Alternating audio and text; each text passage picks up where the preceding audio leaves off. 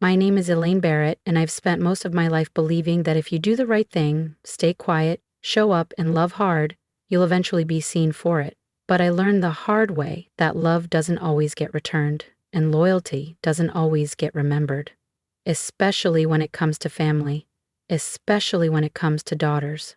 Mine, Madison, used to cling to me like I was her whole world. I remember bubble baths and braids, matching aprons in the kitchen, and her laughter echoing through the house while we danced to old records on Sunday mornings. But somewhere along the line, those memories became one-sided. One morning, 5 weeks before her wedding, I was sitting in my sunroom in a worn robe, sipping lukewarm coffee and trimming the browning leaves from my orchids, when my phone buzzed. Her name flashed on the screen like a ghost from another life. My heart leapt. I hadn't spoken to her much in the past few months, not since her engagement party, which I wasn't invited to. Still, I thought maybe, just maybe, she was calling to close the gap. Maybe she wanted my advice on the seating chart, or to ask me about the lace on my old wedding gown. Hope is a tricky thing. It survives in the cracks. "Hi, Mom," she said. Her voice was clipped, rehearsed. "I need to talk to you about the wedding." I sat up straighter.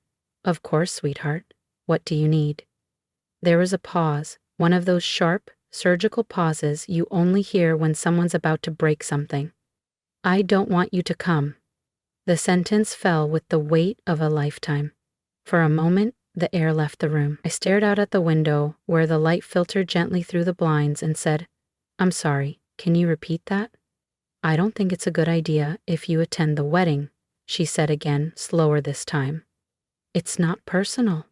But it was. It always is. It's just that Dad thinks, and there it was. The truth underneath the civility. Her father, my ex-husband, who left when Madison was 15 and remarried 6 months later, was pulling the strings here again.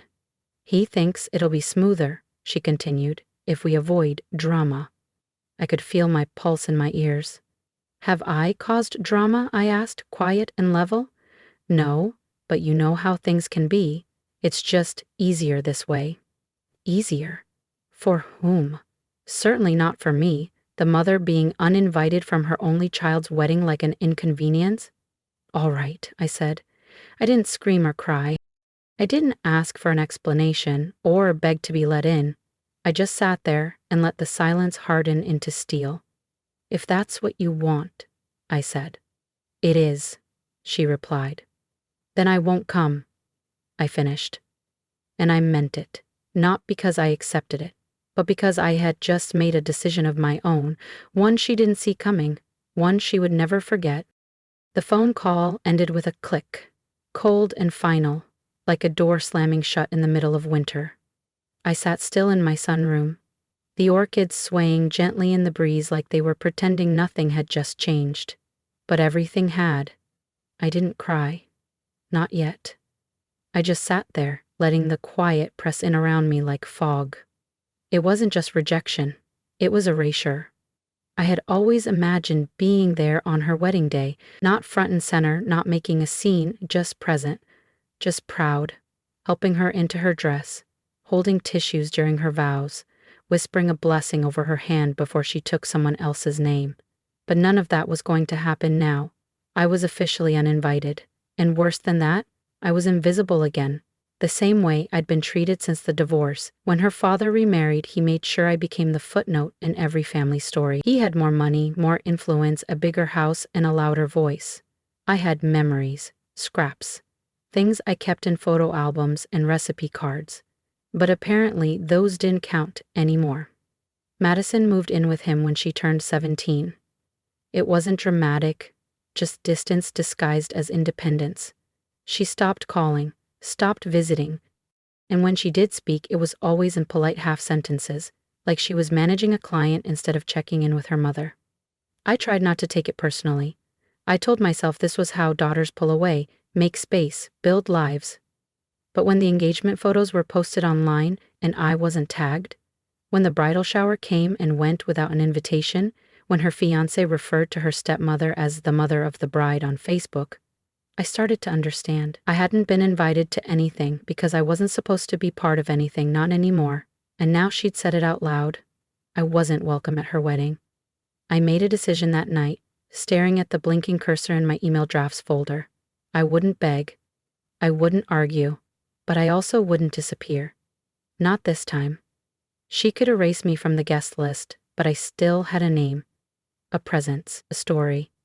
And if I wasn't going to be seen at the wedding, then I'd be seen elsewhere. I poured myself a glass of red wine, sat down at the kitchen table, and opened my laptop. It was time to dust off a few old plans, projects I'd tucked away while raising her, supporting her, waiting for her.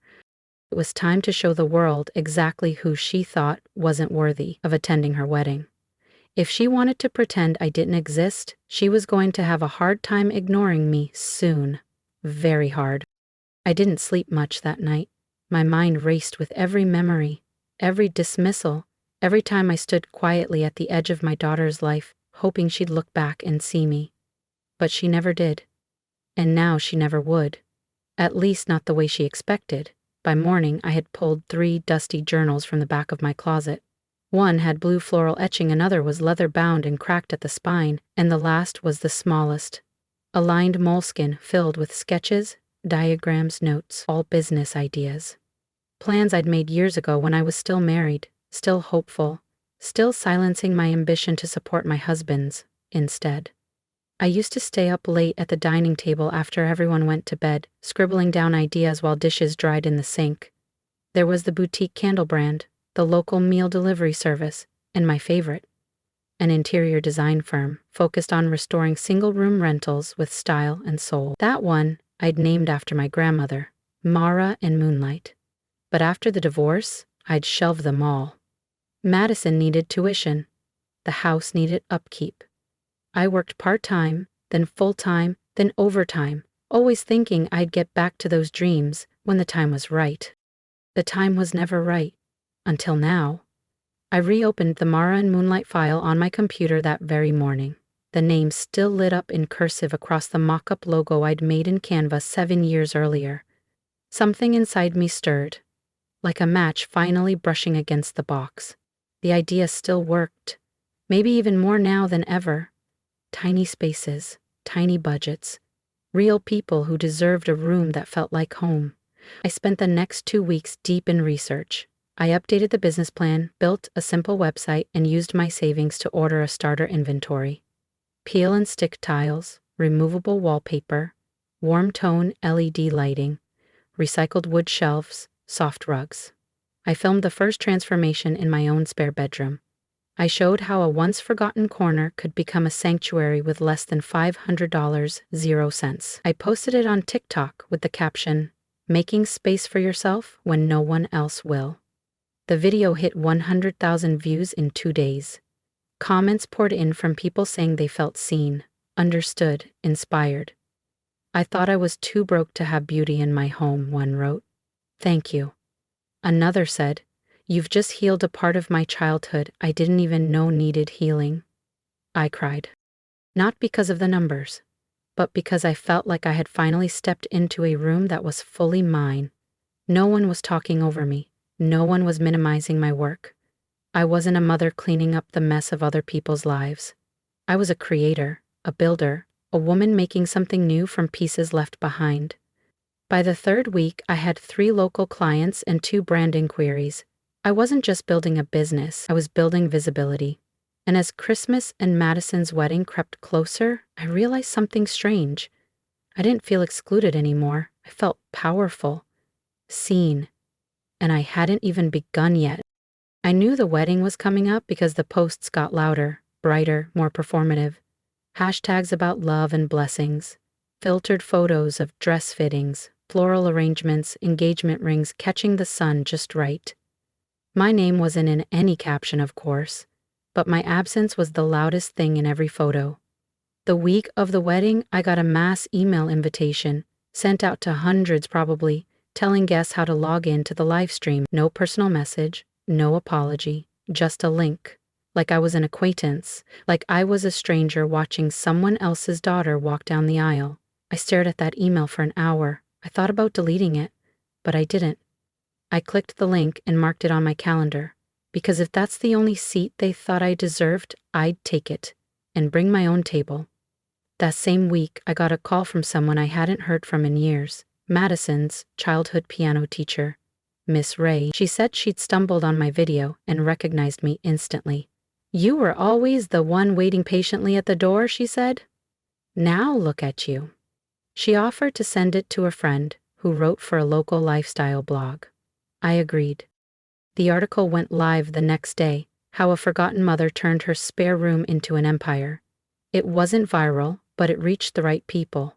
Orders doubled, inquiries flooded in, and just like that, Mara and Moonlight wasn't just an idea, it was real. It was a movement. The morning of the wedding, I got dressed like I was attending, not in sweatpants, not in bitterness. I wore a long linen dress in deep forest green, put on mascara, and curled my hair, poured myself a glass of champagne, and logged into the live stream from my sunroom, where the light hit just right. The screen flickered, the music swelled, and there she was, my daughter. Beautiful, radiant, smiling into a crowd I wasn't part of. She held her stepmother's hand. She whispered into her father's ear. When she turned to the camera, it felt like she looked straight through it, and straight through me. But I didn't look away. I watched every moment. The vows, the speeches, the father-daughter dance, the bouquet toss, I watched it all. Not out of pettiness, but out of peace. Because this time, I wasn't grieving the moment I didn't get. I was standing in the life I'd built instead. A life not defined by rejection, a life that didn't shrink every time someone left, a life that was, at last, entirely mine. When the live stream ended, I closed the tab and didn't cry. Instead, I opened a new order request from a woman in Ohio who said she'd been following my journey from the first video. "My daughter stopped talking to me 3 years ago," she wrote. "But you made me believe I could still create something beautiful." I smiled, because that's what this had become. Not just a business, not even revenge, but a reclamation, a way to say, you can exile me from the table, but I'll still eat well, I'll still rise, and I'll build a place where the unseen are finally seen. The day after the wedding, I woke up with a strange calm in my chest. Not relief, not closure, something firmer. Like the lock had finally clicked on a door I'd been holding open too long. I brewed my coffee, stepped onto the porch, and scrolled through the comments on the latest post. There were hundreds now. Mothers, daughters, even fathers. People who had been pushed aside and found ways to bloom anyway. One woman wrote, "I watched the wedding too, from the couch same as you, but I didn't feel sorry for you. I felt proud." Another said, "You're the real one, the kind they rewrite family trees around." I smiled. Then my phone buzzed again, but this time it was a text from an unknown number. "Hey, it's Evan." I blinked. Evan was Madison's fiancé, now husband, the man whose family I'd only ever seen in photos. "I hope this isn't weird," the message continued. "I just wanted to say, I saw your story, and I'm sorry. I didn't know everything." I stared at the screen. I wasn't sure whether to reply, but I did. "Thank you. That means more than you know." A pause. Then he replied, "She's not ready to talk, but I am. If you ever want to get coffee, I'd like to meet the woman who raised her." That's when I knew the cracks were showing. The story Madison had built, one where I was cold, absent, dramatic, was starting to falter. Because truth doesn't rot, it roots. And mine had been planted. That afternoon, I took my laptop to the kitchen table and started sketching out a plan, not just to expand Mara and Moonlight, but to turn it into something bigger. A line of home goods, a podcast for women starting over, a community forum. I called my friend Celine, a graphic designer, and she jumped in. "Let's build you a world," she said. "One where you're not just surviving, you're defining the terms." By Friday, I had 3 podcast interviews scheduled, and a request from a boutique in Portland to stock my candles. I mailed them a sample box wrapped in emerald silk and tied with twine. No mass production. every piece still touched by my hands, still personal, still mine. That night, I lit one of my own candles and watched the flame dance like it knew something I didn't. Then my landline rang. I hadn't heard it in weeks. I picked up. Silence. Then a voice. "You humiliated me." It was Madison. No greeting, no warmth, just venom. "Everyone's talking about you. You made yourself the victim." I took a breath. "I didn't make anything." I told the truth. "You made me look bad," she hissed.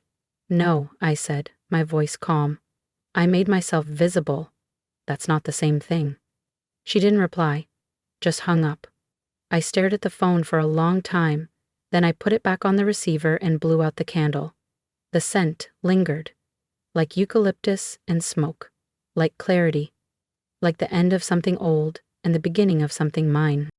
A week passed, and the silence stretched like a ribbon pulled tight, threatening to snap. I didn't reach out.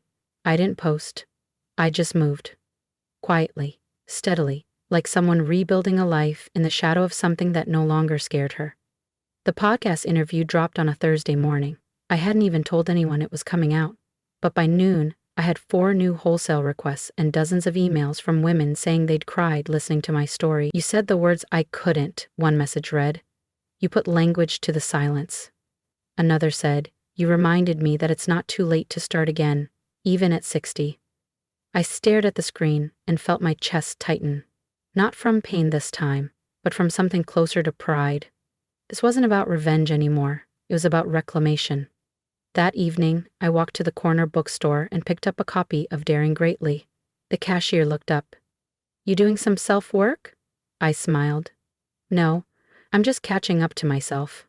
On the way home, my neighbor, Mrs. Patel, waved from her porch. "Elaine, your gardens never looked better." I thanked her. It had taken years, but the roses were finally climbing the trellis the way I'd imagined when I first moved in. Controlled chaos. Beauty with teeth. That night, I got another text. This one from Madison's new sister-in-law.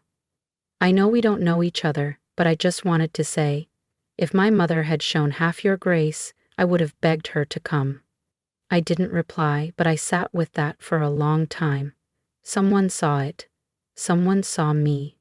The next morning, a knock rattled the door. I opened it slowly. Evan stood there, alone, holding a paper bag. "Morning," he said softly. "I brought bagels." I didn't speak at first, just stepped aside and let him in.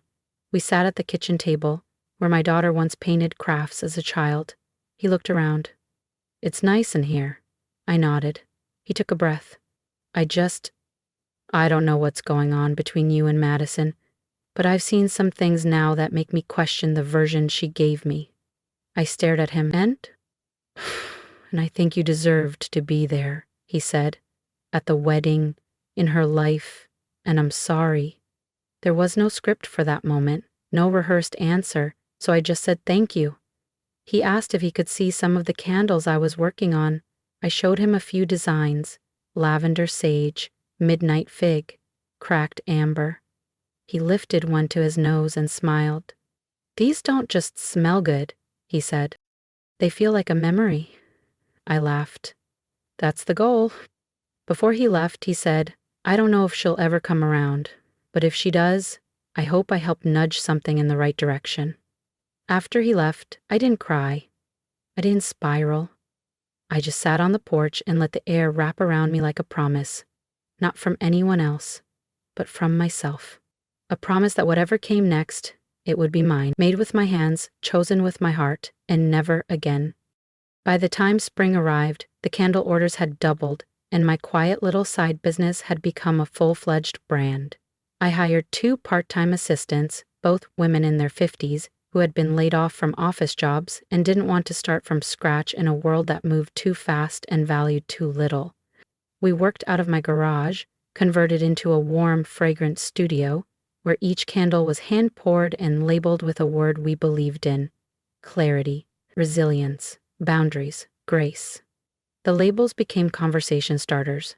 People weren't just buying scents, they were buying reminders, little anchors. I still didn't hear from Madison, not after Evan visited, not after I quietly launched my website, Not even when the local paper ran a small piece titled "Brooklyn Mother Turns Grief into Growth, Candles of a New Beginning." But it didn't ache the way it used to. I'd stopped needing the apology, the recognition, the validation. Because what I was building now didn't come from their approval, it came from my own liberation. Still, the world has a funny way of circling back. It was a Sunday morning when I got the call. Unknown number. Normally I would have ignored it, but something in me paused. I picked up. "Mom?" Her voice cracked through the line. It took me a full breath to respond. "Yes. I don't know why I'm calling. She trailed off. "I saw your interview, the one on the podcast." My fingers tightened around the mug. "I didn't expect you to." "I didn't expect to cry," she whispered. "But I did. I cried, and then I got angry. Not at you, at myself, for how I treated you, for how long I've believed what I was told about you." I stayed silent. Let her sit in that silence the way I had, for months, years. "I'm sorry," she finally said. "I should have asked you to walk me down the aisle. I should have asked you to sit front row. I should have." Her voice broke. "But I didn't. And now I don't even know how to start fixing it." I closed my eyes. Let her words land. "You just did," I said. There was a long pause. "Are you okay?" she asked, like someone testing the shape of regret in their mouth for the first time. "I'm better than okay," I told her. "I'm free." She asked if we could meet. I didn't say yes. I didn't say no. I told her I'd think about it. And I did. For 3 days. I thought about the years of silence, the birthday cards that never came, the holidays spent alone, the way she looked at me through a lens someone else handed her. Then I thought about now. About the joy I'd built, the community I'd grown, the woman I'd become without her applause, and I realized I wasn't angry anymore. I was just done proving myself. If we met, it wouldn't be to fix the past. It would be to honor the present, and that decision would be mine. Always. It's been 10 months since that wedding. 10 months since I sat alone on my living room couch, watching my daughter marry someone who never once turned toward the camera to acknowledge the mother who raised her. And in those 10 months, I've built more than a candle business. I've built a sanctuary, a life that fits me now. No more shrinking myself to keep the peace. No more giving so others can feel tall. I live in a home that smells like lavender and cedarwood, filled with the sound of jazz vinyls spinning on old speakers and the quiet hum of fulfillment orders in the background. I've partnered with a women's shelter to provide employment and healing space. I've spoken at local events, not as Madison's mother, but as Elaine, the woman who turned a Livestream rejection into a soft revolution. And yes, eventually, I met with her. We sat in a quiet cafe on the Upper West Side. She cried. I didn't. She apologized again. I listened. She asked for a relationship. I said we'll go slow. Because forgiveness is a process, not a performance. And I refused to fast forward healing just to make others more comfortable. She asked about the candles. I brought her one. It said accountability. She laughed softly. You always had a way of saying things without yelling. I smiled. That's the thing about being invisible for so long. You learn to speak volumes in stillness. These days, I'm not invisible. I'm just selective. With my time, my energy, my love. I still get messages from people who saw the wedding clip or found my podcast episode. They say things like, I thought I was the only one who'd been left out of their child's big day. Or, your story made me feel less alone. And every time, I write back. Because that's the point. We build our strength by sharing it. We build our peace by protecting it. This story began with an empty chair at a wedding. But it ends here. With a woman who knows her worth, no matter who does or doesn't show up to witness it.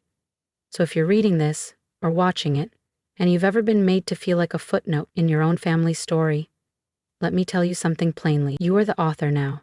You get to write the next chapter. You get to choose joy over guilt, power over silence, love over performance. Drop a comment below and tell me, what did you walk away from, and what are you building in its place? Because someone out there needs to hear it. Maybe it's your daughter, maybe it's your younger self, or maybe it's you. I see you. I'm rooting for you. And you don't need an invitation to live a beautiful life. You just need permission from yourself.